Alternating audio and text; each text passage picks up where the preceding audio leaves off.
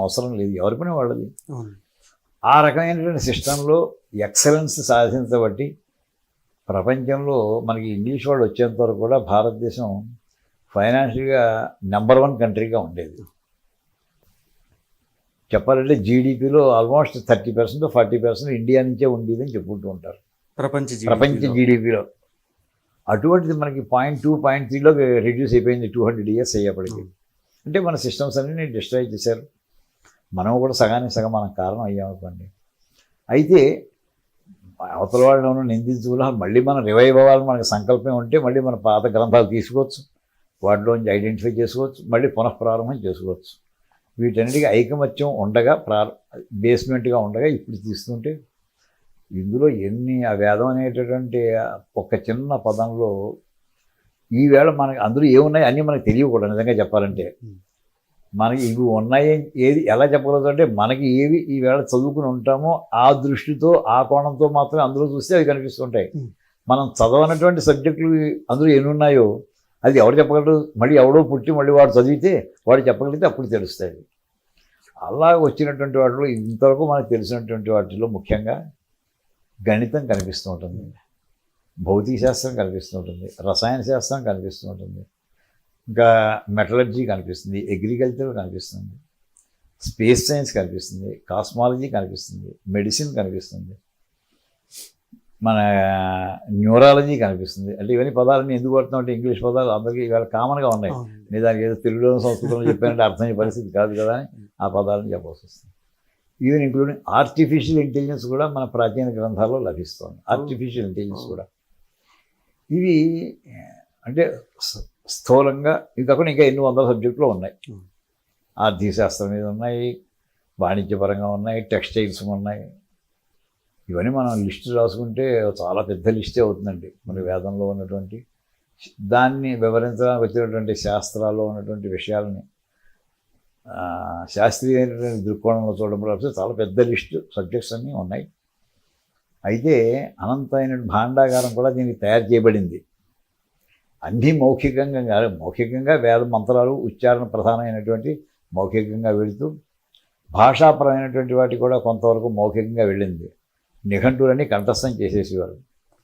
కానీ కంఠస్థమే కాకుండా తాళపత్ర గ్రంథాలు రాయడం అనేది శతాబ్దాలే కాదు యుగ యుగాలుగా రాసుకుంటూ వచ్చారు. అసలు సరస్వతీదేవి చేతిలో ఉండేది పుస్తకం ఉంటుంది. ఏం పుస్తకం ఉంటుందండి సరస్వతీదేవి చేతిలో? ఏదో పుస్తకం ఉందంటే నోట్లో చెప్పనటువంటి విషయాన్ని పుస్తకంలో ఉన్నట్టు, అంతే కదా అర్థం. ఆవిడ చేతిలో ఎప్పుడు చూసినా వాణి పుస్తకధారిణి అంటుంటాం. అంటే శబ్ద రూపంగానే ఉంచలేదండి, పుస్తక రూపంలో కూడా పట్టుకొచ్చాం, మీడియా కూడా వాడడం ప్రారంభించాం. ఏముంటుందంటే వేదశాస్త్రాల్లో ఉండేటటువంటి రహస్యాలు మౌఖికంగా ఏవి చెప్పలేదో, నోటి ద్వారా ఏది చెప్పలేదో ఆ విషయాలన్నీ కూడా గ్రంథస్థం చేయడం ఉంటుంది అని మన సంకేతాన్ని గ్రహించుకోవచ్చు. అలా తీసుకుంటే మనకి మన చరిత్రలో చదువుతుంటాం కొన్ని లక్షల గ్రంథాలన్నింటినీ కూడా ఈ విదేశీ దండయాత్రలోనూ విదేశీ పరిపాలన దగ్ధం చేసేటట్టు నీళ్ళలో ముంచి నానబెట్టేసింటే చదువుతూ ఉంటాం. అవి పోగా ఇంకా ఇప్పటికి కూడా ఇంకా కొంత భాగం మిగిలింది. పోయిన దానికి మనం దానికి చేయగలిగింది ఏం లేదు ఈవేళగా. ఆ ఉన్నటువంటి దాన్ని పరిశీలించుకుని మళ్ళీ మనం పునర్వైభవ స్థితికి రావడానికి చక్కటి ప్రయత్నం చేసుకోవచ్చండి. ఈ ప్రయత్నం గత 100-150 సంవత్సరాల నుంచి ప్రారంభం అయ్యింది. ఎవరో దీనికి ఆధునికమైనటువంటి దృక్కోణంతో వేదశాస్త్రంలో ఉన్నటువంటి విషయాలని మనం బయటికి తీసుకురావాలి. అయితే ఒక మహాపండితుడు నువ్వు ప్రతి మంత్రానికి అన్వయం చేసుకుంటూ వెళ్ళగలవా అని అడిగారు. చెప్పలేము, కరెక్టే, వారు అడిగిన ప్రశ్న కరెక్టే కావచ్చు. కానీ ఇవాళ ప్రతి మంత్రానికి లౌకికమైనటువంటి సైన్స్ అండ్ టెక్నాలజీతో అన్వయించడం సాధ్యం కావట్లేదు. కారణం ఏంటంటే మనకి లింక్ పాయింట్స్ చాలా కట్ అయిపోయాయి, చాలా పోయాయి. మనకి ఆ మధ్యలో ఉన్నటువంటి లిటరేచర్ అంతా దొరికి ఉంటే అది వారు అడిగినటువంటి ప్రశ్న ప్రతి మంత్రాన్ని లౌకికంగా చెప్పగలి ఉండేవాడు. కొన్ని మంత్రాలు మనకి డెఫినెట్గా మాత్రం ఈ ఆధునికమైనటువంటి సైన్స్ అండ్ టెక్నాలజీకి అన్వయించేటువంటి చాలా దొరుకుతున్నాయి. అయితే వారు ఒక ప్రశ్న అడిగారు ఒక మహాపండితుడు, ఏది మాట్లాడినా ప్రమాణపూర్వకంగా మాట్లాడాలి మా వేదం దగ్గరికి వచ్చేవాడికి, నువ్వు ప్రామాణికంగా చెప్పగలవా? సైన్స్ టెక్నాలజీ ఉన్నాయి అంటే ప్రమాణాలు ఎన్ని రకాలు తెలుసుకోవాల్సి వచ్చింది. దానికోసం మళ్ళీ మిగతా శాస్త్రాలు చదువుకోవాలి. ఇవన్నీ చదివిన తర్వాత అందులో మనకి ప్రధానంగా సాదృశ్య ప్రమాణం అనేటటువంటిది, అంటే ఉపమానం, పోలికని బట్టి అందులో ఇగో ఇది సైన్స్ ఇలా కనిపిస్తుంది. ఖచ్చితంగా ఇవాళ సైన్స్ని గురించి మనం ఒక మాట స్పష్టంగా గుర్తుపెట్టుకోవాలి. సైన్స్ అంటే చాలా శాస్త్రీయంగా వ్యక్తిగతమైనటువంటి అభిప్రాయాలతో ప్రమేయం లేకుండా వెళ్ళేటువంటి సూత్రబద్ధమైనటువంటి ఒక విజ్ఞానం అని అనుకుంటూ ఉంటాం. అయితే ఒక విజ్ఞానవేత్త ప్రతిపాదించేటటువంటి ఒక సిద్ధాంతం శాశ్వతంగా ఉండిపోతుందా అంటే లేదు. ఉదాహరణకి న్యూటన్ మొట్టమొదటి గమన సూత్రాలు ప్రారంభించాడు, అది కొంతవరకు చేసాడు అతను.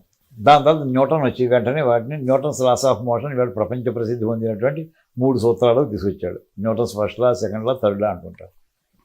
అది సుమారు 1642 పుట్టాడు న్యూటన్. 1672లోనూ 70 ప్రాంతాల్లో ఈ సూత్రాలు వచ్చాయనుకుందామండి. అప్పటి నుంచి సుమారు 250 సంవత్సరాలు ఈ సూత్రాలు అవే ఫైనల్ అని అనుకున్నారు. కానీ ఐన్స్టీన్ వచ్చిన తర్వాత చివరికి ఆ సూత్రాలు ఫైనల్ కాదు, వాటిలో మార్పులు చేయాలి, లేదా తప్పవి, అన్ని కండిషన్స్ వర్క్ చేయట్లేదు అని అతను నిరూపించాడు. సో మార్పులు చేర్పులు చేశారు. ఏమైపోయింది, ఇప్పుడు న్యూటన్ చేసినటువంటి సిద్ధాంతం అది పూర్తిగా యథాతథంగా లేదు. అయితే ఐన్స్టీన్ చేసినటువంటి సిద్ధాంతం ఏదైతే వచ్చిందో అది ఫైనల్ అనుకున్నారు కొన్నాళ్ళు. కానీ తర్వాత నర్లికర్ వాళ్ళు వచ్చారు. నర్లికర్ వచ్చి లేదు ఐన్స్టీన్ చెప్పిందంటే ఇంకా ఈ మార్పులు చేసే తప్ప పెర్ఫెక్ట్ అయ్యట్లా లేదు అని అతను కూడా సజెస్ట్ చేశారు.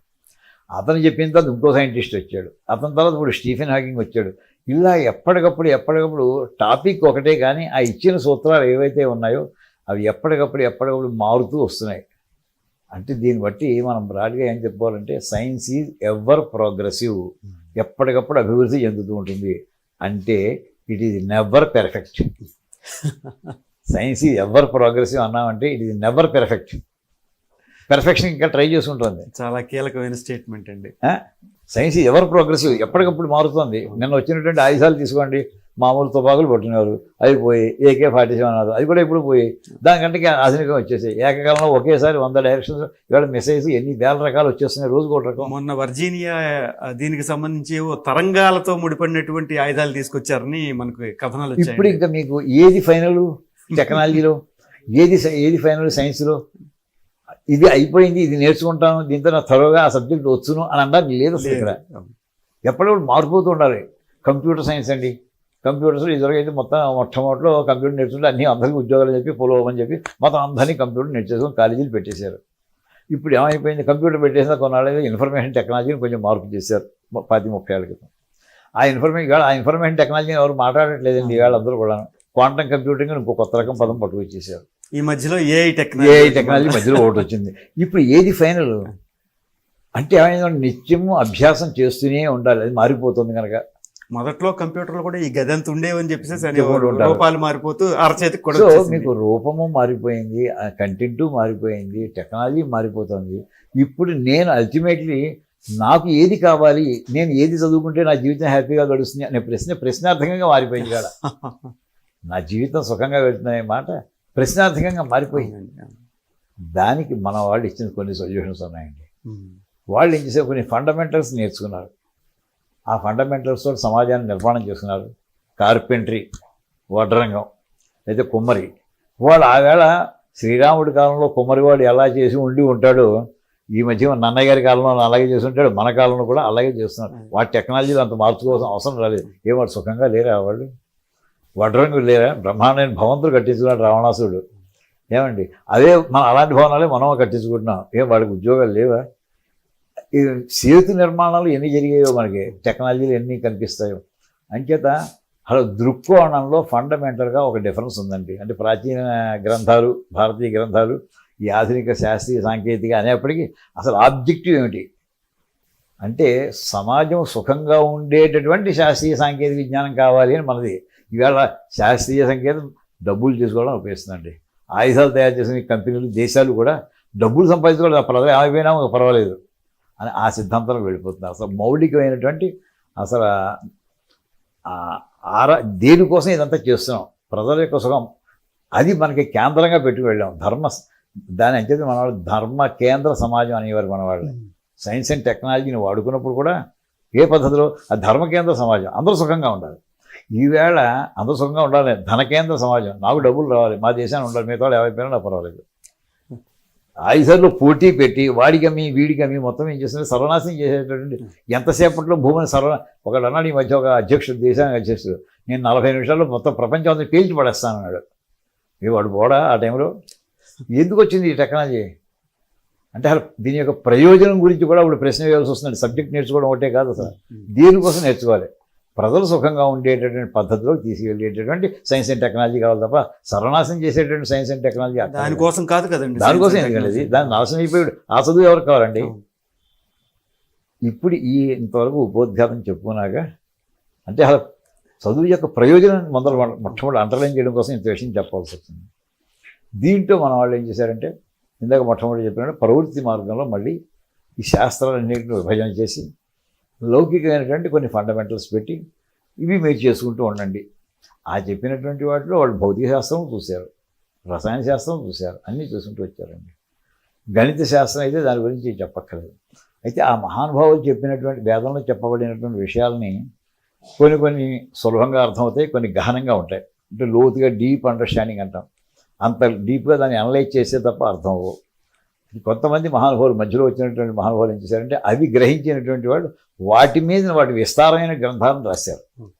ఒక చిన్న పాయింట్ అక్కడ వేదంలో ఒక మాట ఏదో చెప్పేసి ఉంటుంది. జడ్జిమెంట్లు సామాన్య సుప్రీంకోర్టు జడ్జిమెంట్ చూశారనుకోండి, ఎంతో ఉండదు పెద్ద జడ్జిమెంట్, ఒక పేరా ఉంటుంది మొట్టమొదట చదివి అల్టిమేట్లీ ఆపరేషనల్ ఉండేటువంటి దాని వివరణ ఇంకా 100 పేజీలు ఉండొచ్చు. కానీ ఆ 100 పేజీల మ్యాటర్ రావడానికి ఎన్ని వేల పుస్తకాలు ఉంటాయి లాయర్స్ ఇళ్లలో చూస్తాం మనం. అంటే జడ్జిమెంట్ సంక్షిప్తంగా ఉంటుంది, కానీ దాని వివరణ కావస్తే అన్ని గ్రంథాల యొక్క పరిజ్ఞానం ఉంటే తప్ప రాదు అది.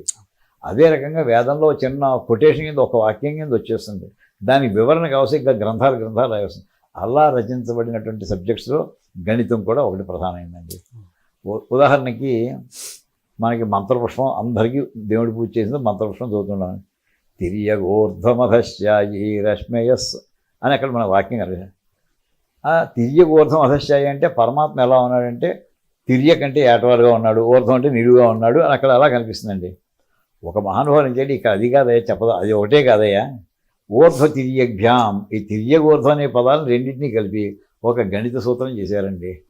ఊర్ధ్వ తిరియభ్యాం అనే సూత్రాన్ని ప్రతిపాదించి వేదిక్ మ్యాథమెటిక్స్లో ఎలాంటి నెంబర్నైనా సరే ఇంకో ఎలాంటి నెంబర్తోనే గుణించేయచ్చు, సులభంగా గుణించవచ్చు చెప్పి గణితంగా దానికి అన్వయం చేసి చూపించారండి.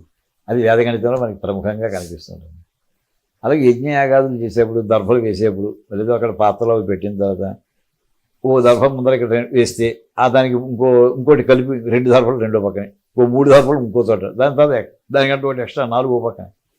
దీన్ని చెప్పడానికి ఏకాధికైన పూర్వేణ అని ఒక ఆయన అందులో సూత్రం చెప్తారు కారిక, అది గణితపరంగా ఒక ఆయన అన్వయం చేశారు.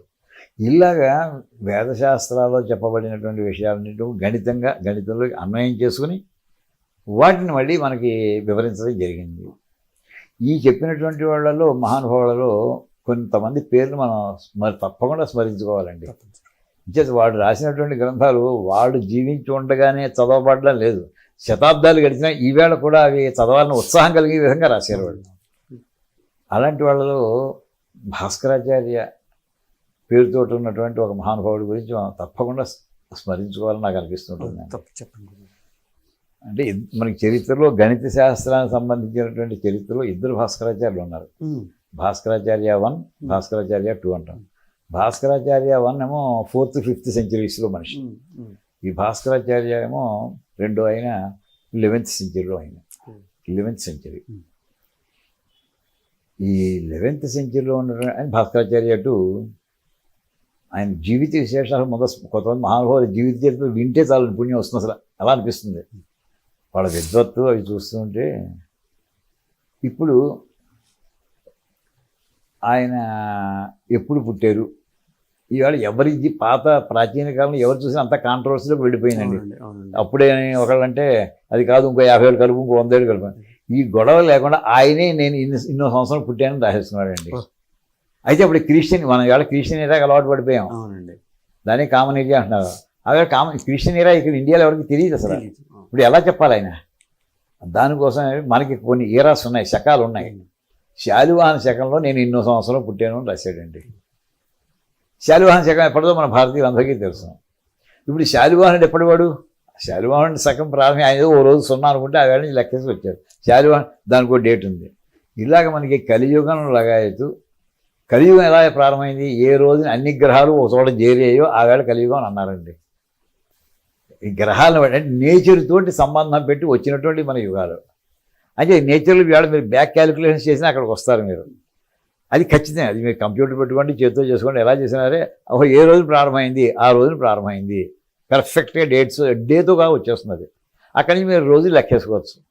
మన వాళ్ళు రోజులు లెక్క పెట్టే పద్ధతి కూడా చెప్పారండి. ఇన్ని వేల సంవత్సరాలు అయినా మనది ఇన్ని వేల సంవత్సరాల మధ్యలో ఎన్ని లీప్ ఇయర్స్ వచ్చాయి ఎవరికి తెలుసు అని డేట్ కూడా పెర్ఫెక్ట్గా మొట్టమొదటి నుంచి పెర్ఫెక్ట్ సిస్టమ్ అని పెట్టలేదు వాళ్ళు, మధ్యలో మార్చుకుంటూ వచ్చేసారు. ఆ వేళ మొట్టమొదటిలో 10 నెలలు ఉండేది ఏడాదికి. జనవరి ఫిబ్రవరి లాగా అయితే 10 నెలలు అండి, 12 నెలలు లేవు. కొన్నాళ్ళు పోయిన తర్వాత జూలియస్ అనే మహారాజు ఏమన్నాడంటే నా పేరు ఉండాలి ఏడాదిలో అన్నట్టు, అందుకోసం జూలై పెట్టారు. అప్పుడు 11 నెలలు అయ్యాయి.